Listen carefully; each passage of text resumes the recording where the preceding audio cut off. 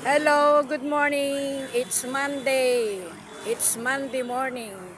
Ito po ngayon, nandito po ako sa may footbridge. Ayan po yung ginagawa na po nila. Oh. Inuumpisahan na po nilang gawin. Ayan oh. Pero hindi matuloy-tuloy. Ayan oh. Yun po yung mga posting ilalagay po nila yun. Ayun. Tsaka yan pa oh. Yan. Ready na yan. Ready to, na yan. Ready to ilagay na sa butas. Ready to put in the hole. Ayan siya, oh, ayan, oh. Diba? Mga modernong equipment ngayon ng mga ginagamit nila. Salamat naman at tuloy-tuloy pa rin ang paghukay nila, oh. Ayan siya, oh. May mga butas na. Ayan na yung butas, oh. Lalagay po nila yung bakal na yan. Yung bakal na yun. Akyat ulit tayo.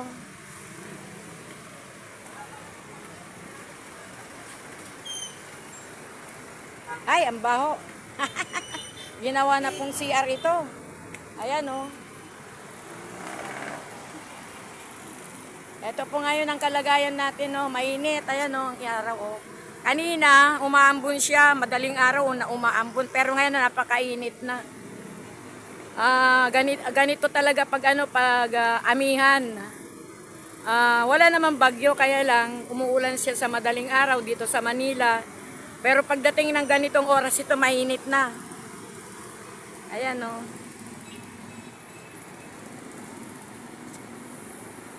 Ito ngayon ang sitwasyon dito sa Pretel Market. Ayan oh.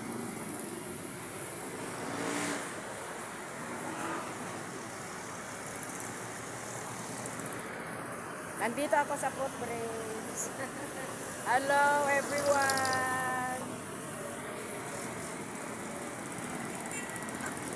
Ayan o, ayan o. Hindi pa siya nabakuran na siya ng ng mga yero. Kasi yan yung si Bagyong si Bagyong Tino ni po yan. Kumbaga sa is binuwag niya yung mga na yan, yung mga nakalagay yan ng mga yero. Binuwag po niya maski dito po sa akin. Hindi nga ako pumasok kasi malakas ang si Tino, malakas ang hangin.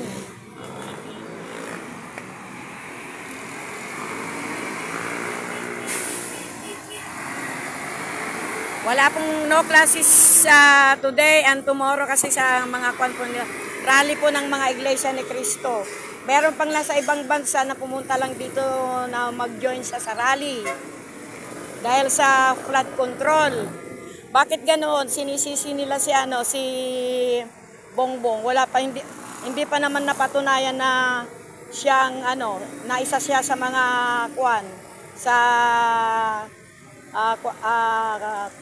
questionable flood control. Siya nga ang nagpa-imbestiga tapos siya pang sisisihin.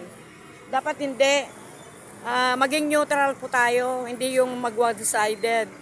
Kasi kahit anong sabihin nyo ang mga Marcoses, hindi po ako naniniwala na ganoon sila. Kasi mayaman po sila. Dati nang mayaman, wala pa ang mga anak nila.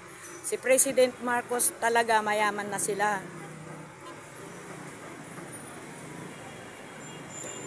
Ito ngayon, ang kalagayan natin. Ayan. Kaya lang kukunti pang mga tao ngayon kasi nga nasa rally yung mga ibang mga ibang magpapabipi sa akin.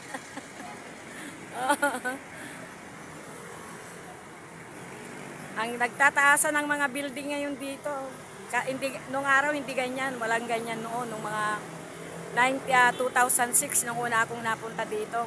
Wala akong ganyang kataas. Ito lang ang alam ko. Ito. Pero dyan sa Bandarian, hindi pa ganyan noon. Siyempre, lumalakad ang panahon. Siyempre, marami na silang perang naipon. Kaya nagpatayo na sila ng ganyang mga building. Maski yung yung building na yon, yung nandito, yung nakikita. Yon. Yung nakikita dito, yung building na yon. Dati wala yun eh. Ayan yung building na yon. Dati wala yun. Hindi ko na makita yung kamay ko kung yun o yun. Ayan. Pumunta ako dito kasi wala pang nagpa-BP na meron nagpa-blood sugar. Na blood sugar ko na sila, normal naman. Kaya nung wala pang mga magpapa-BP ngayon, kasi may time na, kagaya ngayon, may time na may nagpa-blood sugar, nagpa-BP. Kaya nang natapos ng BP ko, pumunta na ako dito sa taas para ipakita ko sa inyo kung inuumpisahan na itong retail market. Sana tuloy-tuloy na ang paggawa nila para kami naman ng mga ambulant makakuha ng pwesto. Diba? Good news yun.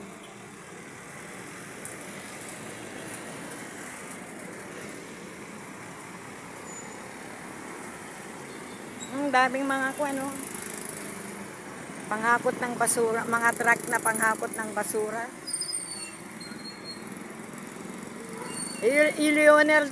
Lionel yun eh. Kung time na silang pumupunta sa mga barangay, barangay.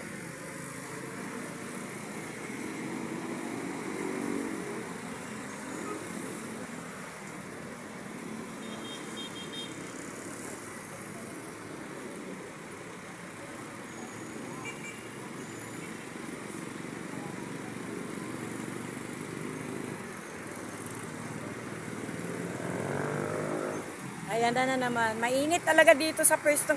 Mainit talaga dito. Kaya lang siyempre, gusto kong meron din akong video. Kasi matagal na hindi na ako nag-vlog. Almost 6 days yata o 1 week na hindi na ako nakapag-vlog. Ngayon ulit hindi na ako gaanong nagbablog. Parang nakakatamaran ko ba. Pero ngayon, hindi na siguro tuloy-tuloy na hanggang December. Ito na siya. Ayan na siya, oh.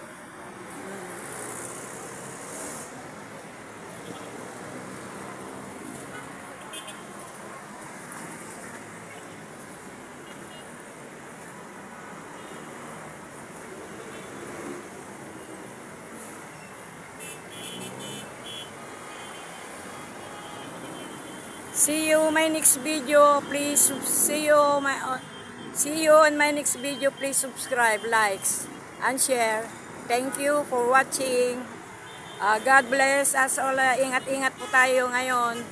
Lalo na sa ating pagpasok sa ating trabaho. Maganda rin yan, yun, Doon sa may bitas yun, yung building na yun, Bye-bye. Bye-bye.